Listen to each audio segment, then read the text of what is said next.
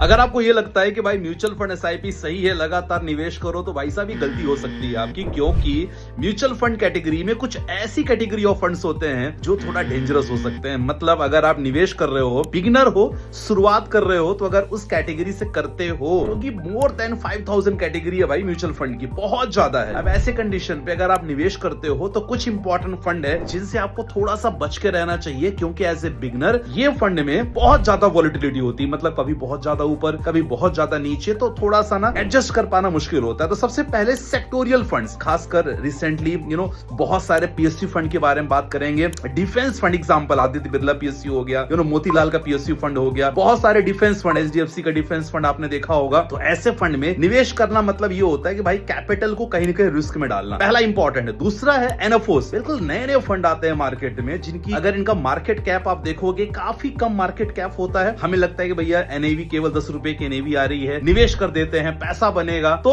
ऐसे फंड्स की देखो हिस्ट्री नहीं होती, तो ऐसे फंड से थोड़ा सा अपने आप को बचा के रखो। ऐसे बिगिनर हो ना sir, small cap, mid cap, multi cap या फ्लेक्सी कैप में शुरुआत करो। फिर धीरे धीरे जब आगे बढ़ोगे ना, कम से कम साल, 2 साल, 3 साल हो जाएगा, फिर धीरे धीरे एक्सपेरिमेंट के लिए आप इस फंड में ले सकते हो। बाकी अगर आपको सेक्टोरियल में निवेश करना हो, अपने कैपिटल केवल 10% ही रखना, सो दैट लॉन्ग टर्म में आपको अच्छा खासा रिटर्न डाइवर्सिफाई बन सके। ठीक है, तो रील को सेव कर लेना, चैनल को फॉलो कर लेना, क्योंकि stock market, mutual fund related लगातार वीडियोस यहाँ पर आपको मिलती रहेगी। Thank you so much guys.